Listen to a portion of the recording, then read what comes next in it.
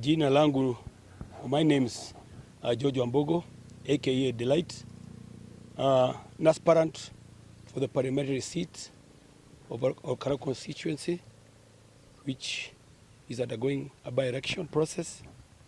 And I'm addressing the great people of Ol Kalou and my secretariat who are with me here, and the many people of goodwill who have supported me.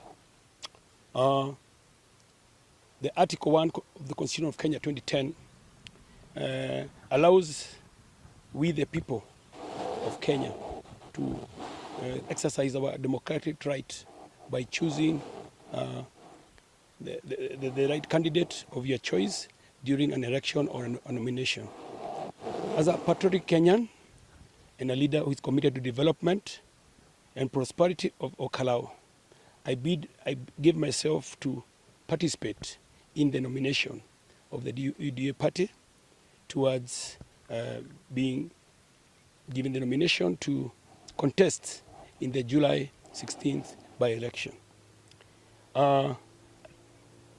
It is evident that yesterday's UDA party nominations that we held across the constituencies had quite a number of malpractices. And I would say, yes, they were not fair, they were biased. A number of politicians who I may not give their names, interfered with the nomination. The interference was very evident by them influencing the voters to vote for a particular candidate. Yet, I was also part of the UDA, which forms the government. So I'm here to express my dissatisfaction, my displeasure, and say these elections were not fair. They did not meet the threshold of a free and fair because of the malpractice I've just mentioned.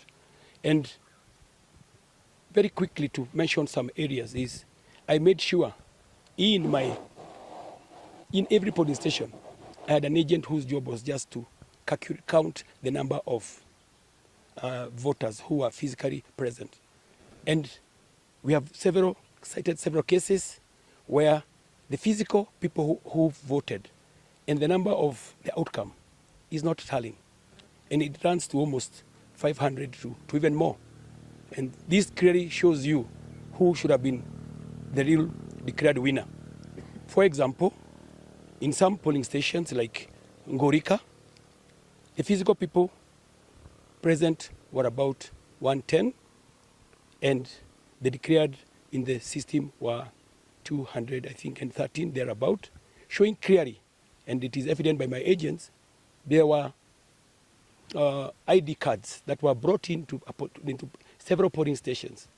And these IDs were scanned in front of my agents, and hence the declaration of the results.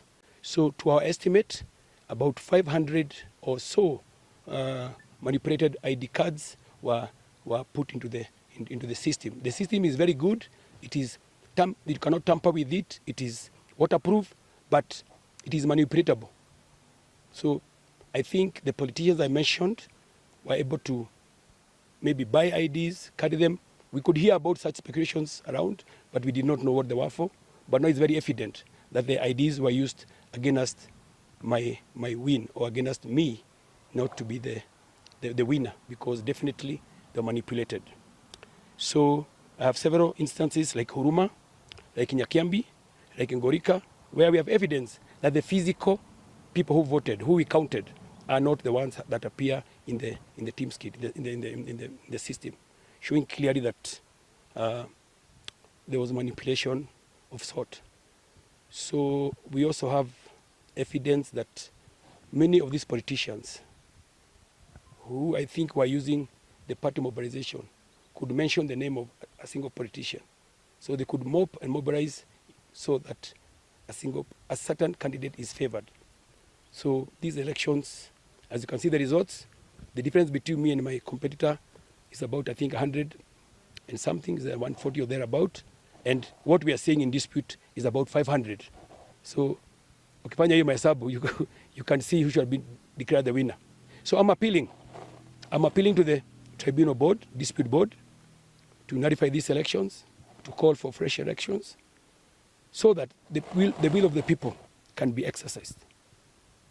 I'm also appealing to the people of Ol Kalou who follow me, the 3,000 plus, and others who did not vote. Kindly be calm. This is not the time to speculate or be angered. Don't be emotional. Please calm down. Thank you for voting for me. Thank you for having trust in me. After the process of the tribunal goes through, I think by Monday, I'll be able to give the way forward. I'll be able to advise my voters on the best way and where we should all agree to support. The due process for a dispute is very clear in the Constitution. It's very clear in the party Constitution also. So I do believe the people who are in that office will do justice, because it's very clear. As long as we have the evidence that we shall be giving, I believe this will clearly allow them to make an informed decision. So we are not asking for any sympathy, for notification. No, we are saying, please look at what we are giving you. If it is credible, please nullify and call for fresh elections. If it is not, otherwise, then you can explain to us. You can show us any evidence that, or any facts that prove that it was credible. Are you contemplating to be an independent candidate? Well, I'll be very honest. As Delight to Ambogo George, I've contested severally.